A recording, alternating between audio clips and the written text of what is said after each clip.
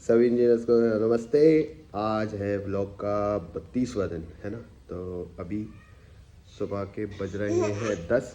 आज वर्कशॉप के लिए लेट इसलिए हो गए क्योंकि हमारा बाजू वाला जो वर्कशॉप है वहाँ की लेथ मशीन शिफ्टिंग होनी है, तो उसके लिए मेरा जो छोटा वाला सोनालिका 20 HP का ट्रैक्टर हाइड्रा है वो आया हुआ है उसको लोडिंग अनलोडिंग करने के लिए। तो मशीन मैंने अभी फ़िलहाल बाहर निकाल के रख दी है, तो मैं ब्रेकफास्ट करने घर ही पे आ गया क्योंकि बाजू में दुकान है। तो अभी उनका ट्रैक्टर ट्रॉली आ रहा है जिसमें मेरे को लोड करनी है, वो अभी आने में थोड़ा सा लेट है, इसलिए मैं अभी घर पे हूँ। बोलते हेलो हेलो। दूध पिएगा? नहीं नहीं पीना, पेट भरा हुआ है नहीं। ये हमारा हाइड्रा वाली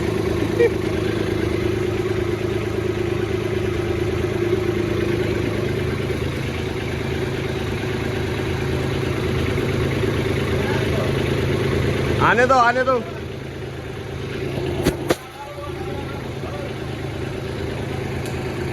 ये गैस में स्टेबलाइजर लगे ना, इसकी वजह से आराम से उठा ले रहा है। साइड में हवा साइड में, चलो कर लेंगे हम, ऊपर ही कर लेंगे साइड में। काय में गला बस आगे ले, थोड़ा सा आगे ले बस।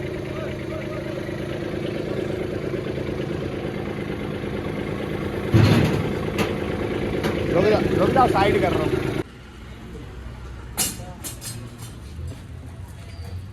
क्या हुआ, नहीं जा रही?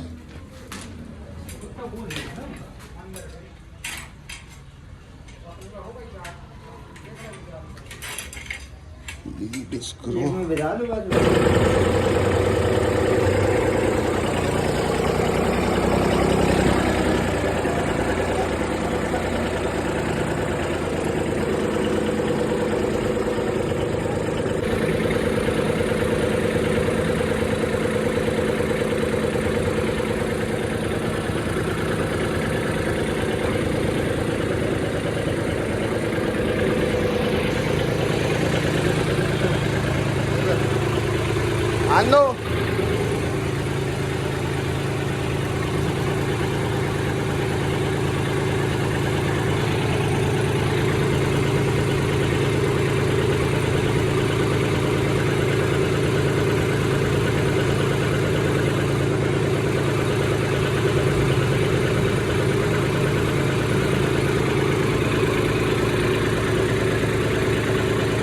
बैलेंस कर लो।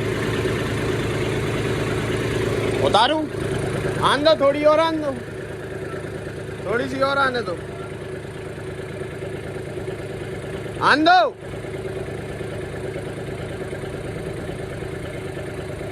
बस बस। तो लोडिंग कर दी है मशीनों की, लेकिन ये ट्रैक्टर में बस एकमात्र प्रॉब्लम है कि सारा चलता बहुत स्लो है।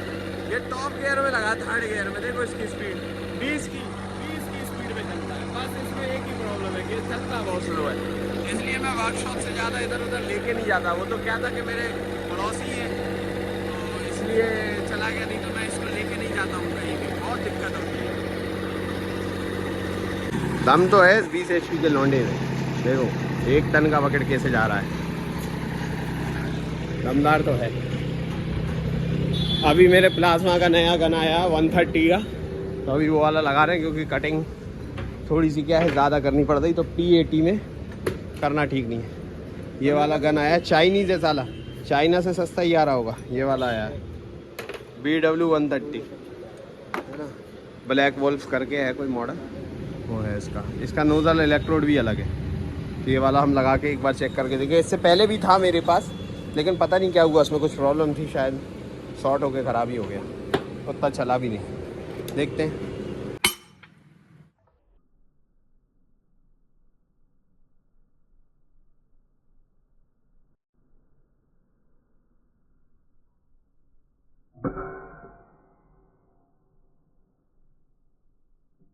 तो बहुत से लोगों के मन में ये डाउट होता है कि लेफ्ट हैंड थ्रेड और राइट हैंड थ्रेड का आखिर यूज़ क्या है। नट है ना, नट ही कसना है, तो उसको उल्टी चूड़ी और सीधी चूड़ी क्यों डालते हैं। तो आज मैं आपको वो बताने वाला हूँ कि उल्टी चूड़ी और सीधी चूड़ी का क्या मतलब होता है। ये जैसे ये नट है, ये नट अगर क्लॉकवाइज डायरेक्शन में कसा जाए तो इसको हम लोग सीधी चूड़ी बोलते हैं, यानी कि राइट हैंड थ्रेड। और अगर ये नट लेफ्ट हैंड की साइड घुमा के टाइट हो तो इसको हम बोलते हैं उल्टी चूड़ी, लेफ्ट हैंड थ्रेड। ऐसा क्यों करना होता है? जैसे कि याद रखो, जैसे कि ये इंजन का क्रैंक है, ये क्रैंक का रोटेशन हैगा एंटी क्लॉकवाइज, तो इसमें जो नट लगा हुआ है ये राइट हैंड साइड टाइट होता है। पर ऐसा क्यों? इसमें लेफ्ट हैंड थ्रेड क्यों नहीं हो सकता? इसमें लेफ्ट हैंड थ्रेड होगा, लेकिन कहाँ होगा? उस तरफ होगा। पर ऐसा क्यों करते हैं? ये ऐसा इसलिए करते हैं कि इन केस जैसे अभी इसमें अंदर आप देखो मिलिंग है, या चलती हुई गाड़ी में कभी इस नट में अगर कुछ टकराए तो ये नट खुले नहीं। अगर इसमें चलती हुई गाड़ी में कुछ भी टकराएगा ना, तो शाफ्ट एंटी क्लॉकवाइज घूम रही है, इसमें कुछ भी टकराएगा तो ये टाइट ही होगा। अगर यहाँ लेफ्ट हैंड थ्रेड कर देते तो इसमें टकराते साथ ही ढीला हो जाता, या अगर इसके मिलिंग स्लिप हो जाते और अगर ये घूमता तो ये इस नट को खोल सकता था, क्योंकि एंटी क्लॉकवाइज डायरेक्शन में घूमना, स्लिप होगा तो इसी साइड घूमेगा, तो इस नट को उल्टा टाइट ही करेगा, कस नहीं सकता। इसलिए इधर लेफ्ट हैंड थ्रेड है। लेकिन राइट हैंड साइड पे टोटल सिनेरियो ऑपोजिट हो जाता है। उस साइड क्या होगा कि उस साइड अगर कोई भी चीज़ टकराएगी तो अगर वो राइट हैंड थ्रेड होगा उसका, मतलब क्लॉकवाइज डायरेक्शन में अगर टाइट होगा तो वो टकराते साथ खुल जाएगा। इसलिए लेफ्ट हैंड और राइट हैंड थ्रेड दी जाती है हर चीज़ को। एक जगह लेफ्ट हैंड और राइट हैंड थ्रेड और दी जाती है, जहाँ होता है आपका स्टीयरिंग की टाई रॉड जो होती है वहाँ, और आपका जो टॉप लिंक होता है प्लाऊ पंजा वगैरह में, उसमें क्या होता है कि सेंटर पाइप होता है, तो उसको रोटेशन देने में एक लेफ्ट एक राइट होती है, तो अंदर आता है और बाहर जाता है, तो इसलिए एक वहाँ ज़रूरत पड़ती ताकि टोटल डिस्कनेक्ट ना करना पड़े। तो आई होप आपको समझ आया होगा लेफ्ट हैंड थ्रेड और राइट हैंड थ्रेड का क्या मतलब होता है। Thank you. फाइनली 5 साल बाद हमारे प्लाज्मा ने दम तोड़ा है। ये अपना प्लाज्मा मशीन आज आर्क छोड़ गया है ना। तो अभी हम इसको, आज संडे है, कल इसको हम नोएडा भेज रहे हैं कंपनी जहाँ ये बनता है, इलेक्ट्रा कोको टावर। उनसे मेरी बात हो गई है, वो कह रहे सर इसको भेज दीजिए, हम इसको ठीक करके आपको दे देंगे। तो ये मैं उनको वापस भेज रहा हूँ। एक मेरे पास इलेक्ट्रा का 500 एम्स का प्लांट रखा हुआ है, वो भी मैं इसके साथ भेज रहा हूँ। तो मतलब आप समझो 5 साल इस प्लांट ने ज़ीरो प्रॉब्लम दिया मेरे को, ज़ीरो। तो आज ये आर्क छोड़ा है, मतलब सिर्फ आर्क ही छोड़ रहा है, कार्ड है उसमें कुछ प्रॉब्लम हुई है ना। तो यहाँ से 600 किलोमीटर दूर है नोएडा। तो उन्होंने बोला सर साइड सर्विस तो नहीं दे पाएंगे इसमें, आप भेज सके तो भेज दीजिए। तो मैंने कहा ठीक है मैं भेज देता हूँ। तो मैं इसको ना अब प्लांट वापस फैक्ट्री भेज रहा हूँ कट 100। तो आई होप अभी ठीक होके आएगा। तो मेरे को लगता है कि अब बढ़िया चलेगा ये, जब दोबारा कंपनी से सर्विस होके आएगा तो और बढ़िया चलेगा। और मैं अभी एक और प्लाज्मा लेने का प्लान कर रहा हूँ, है ना, क्योंकि अभी ये वाला रुक गया है बीच में। तो जिनका भी काम चलता है मैं उनको बोलता हूँ कि एक मशीन आपके पास हमेशा स्पेयर रहनी चाहिए। तो जैसे मेरे पास वेल्डिंग प्लांट से स्पेयर में, मेरे पास ग्राइंडर स्पेयर में, मेरा हर चीज़ स्पेयर में है, मेरे पास सिर्फ प्लाज्मा स्पेयर में नहीं है। तो वो प्लाज्मा भी स्पेयर में आ जाएगा। आई होप मैं एक और इस साल नया प्लाज्मा सेट खरीदूंगा, और मैं खरीदूंगा इलेक्ट्रा का ही, और मेरे को कोई दूसरा खरीदना है नहीं, क्योंकि जिस कंपनी से आज तक काम चलता आया उसी के साथ चलेंगे। तो मैं आज जो बताने वाला हूँ वो मैं आपको बताने वाला हूँ पायलट चेक वाल के बारे में। पायलट चेक वाल जैसे होता है, ये एक तरीके का सेफ्टी इंस्ट्रूमेंट होता है जो अपना हाइड्राइज के जैक्स में लगा होता है, आउटरिगर्स में लगा होता है। इसका काम क्या रहता है? इसका काम ये रहता है कि इन केस अगर कोई भी पाइपलाइन हाइड्रोलिक फटती है या जैक का पिस्टन का सील का फेलियर होता है, तो उस स्थिति में ना ये पूरा हाइड्रोलिक सिस्टम लॉक कर देता है। कि जैसे अभी ये गाड़ी चालू खड़ी है, ये गाड़ी चालू खड़ी है, तो इसमें जो आउटरिगर है आप देखो कि इसमें टायर इसका ऊपर है ना, ये वाला टायर पूरा ऊपर लगा हुआ है। तो अभी मैं अगर इसको करूं, यहाँ से अगर मैं इसका लीवर चलाऊं तो आप देखो ये नीचे आ रही है, ऊपर जा रही है, ये देखो, ये नीचे करूं, ये नीचे। लेकिन अगर मैं चाबी से इसको बंद कर देता हूँ, अब मैंने अगर इसको बंद कर दिया, तो अब अगर मैं इसका लीवर दबाऊं तो ये कहीं भी, अगर मैं इसका लीवर दबा रहा हूँ तो यहाँ कुछ भी चेंजेस नहीं हो रहे और गाड़ी ऊपर ही खड़ी हुई है। तो ये क्या है कि इस बार जो पायलट चेक वाल होता है वो इंटीग्रेटेड है।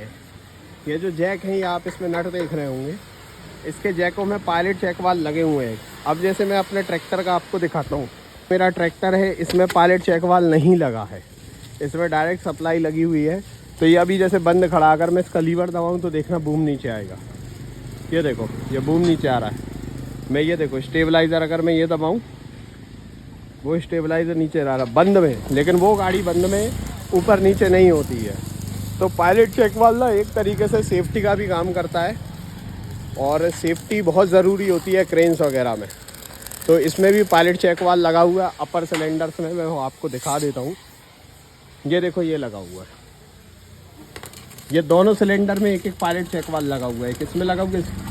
अब क्या होता है कि जो फ्लेक्सिबल लाइन है, हाइड्रोलिक लाइन है, इसका फटने का चांसेस तो है, लेकिन जो मेटल की लाइनें हैं इनका फटने का सिनेरियो बहुत रेयर होता है, बहुत रेयर। मतलब कोई चीज़ एक्सीडेंटल होके इसमें टकरा नहीं जाए तब तक तो नहीं होता। इसलिए इसमें ना सेपरेट दिए, एक पायलट चेक वाल्व इसमें दिया है, एक पायलट चेक वाल्व इसमें दिया है, ताकि कि फेलियर होता है तो किसी चीज़ का एक ही का होता है। ऐसी मेरी जो हाइड्रोलिक प्रेस है, मैं उसमें दिखा देता हूँ।